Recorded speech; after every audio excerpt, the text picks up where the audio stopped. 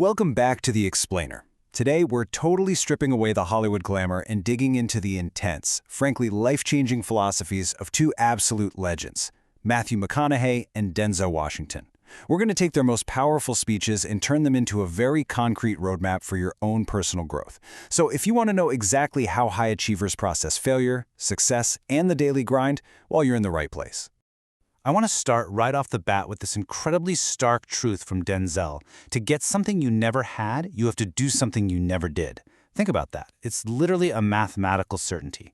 Doing the exact same routines is going to yield the exact same results. To change your life, you absolutely have to introduce a new variable. So here is our roadmap for The Explainer today. First, the science of satisfaction. Second, turning bad times into good. Third, the power of delayed gratification. And finally, freedom requires taking responsibility. All right, jumping right into Section 1, the science of satisfaction, deconstructing your wins. You know, as human beings, we are just so incredibly guilty of obsessing over our failures, right? But McConaughey argues we actually need to flip the script and analyze our successes. Take decision-making. When you half-ass something or you just dip a toe in, you're basically living in this endless anxiety of the unknown. But when you dive in and commit fully, you get absolute clarity. You find out in high definition whether you succeeded or failed, and honestly, either way, you have your answer. Here's what's wild. McConaughey actually reverse-engineered a formula for why things go right. It's a literal science to satisfaction.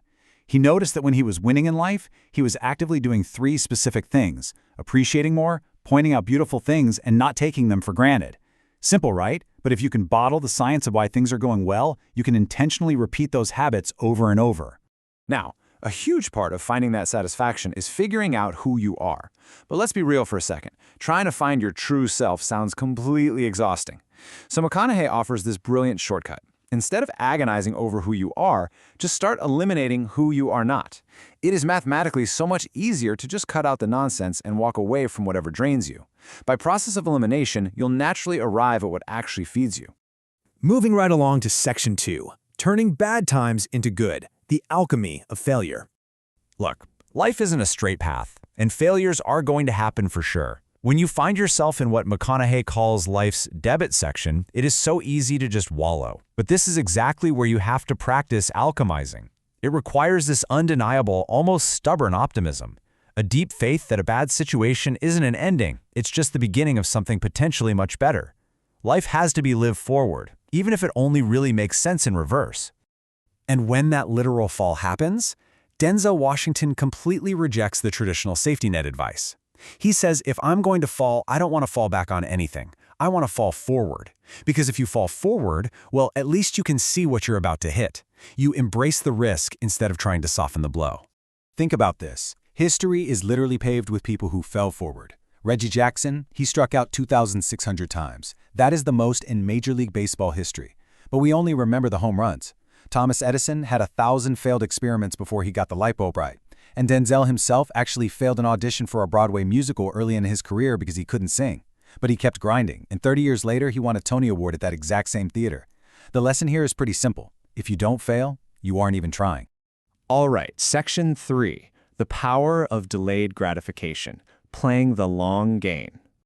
We live in a world that is completely obsessed with instant results, but true success absolutely demands that we look at the horizon. McConaughey talks about friends who refused a lesser salary in their passion field waiting around for that perfect offer. And you know what happened? They lost a whole decade just being stuck. Now compare that to the person who takes the lower paying job on year 0. They break a sweat every day, they build a foundation, and 10 years down the line, they could be making 5 times more. All because they allowed their passion to compound over time. This long game mindset perfectly mirrors McConaughey's own philosophy. After winning his Oscar, he famously revealed who his hero was. And it wasn't some historical figure or celebrity. His hero was himself, 10 years in the future. And when he turned 35, well, his hero became himself at 45. It creates this immortal finish line, a destination he will literally never reach, which keeps him constantly chasing and constantly growing. But here's a crazy thought. What happens when we actually start winning? Have you ever felt that life couldn't get any better, and suddenly you just tense up and ask, wait, do I actually deserve this? McConaughey calls this hitting a fictitious ceiling. We create these man-made roofs over our own expectations. We have this weird out-of-body experience and we literally choke right at the goal line. The fix here is to stay in the process. Take the lid off those man-made roofs and realize it is absolutely not your right to say you don't deserve the gifts you've earned. Which brings us to our fourth and final section. Freedom requires taking responsibility. The paradox of true liberty. We so often think of freedom as having no rules, no boss, and total indulgence. But McConaughey points out that true freedom is exactly the opposite. Think about it. If life was just straight Saturdays with as much cake as you want to eat, you would quickly see how long you'd last. An undisciplined life of constant indulgence will just destroy you. True freedom actually requires us to willingly take on more responsibility. Consider the difference between what's handed to us and what we actually earn. Things given to us for free are so easily forgotten. And worse, they build this toxic trap of entitlement. But when we break a proverbial sweat, when we truly earn it, that sticks with us. It gets written right into our lineage. It builds deep resilience and a really healthy optimism because we know, deep down, we actually have the capacity to work for something and achieve it. So, what does taking this responsibility actually look like on a random Tuesday? It means appreciating the past while intentionally investing in the lineage you want for tomorrow. It means constantly interrogating your better self. And honestly, most importantly, it means accepting that we never really land. There is no final magical ta-da moment where life is suddenly perfect. We are all just achieving our way to the unachievable, and the journey itself, that's as good as it gets. I want to leave you today with Denzel Washington's most haunting provocation. Just picture this. Imagine you are on your deathbed, and standing around you are the ghosts of your unfulfilled potential.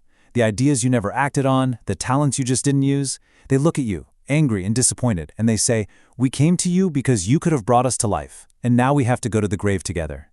So ask yourself, how many ghosts are going to be standing around your bed when your time comes?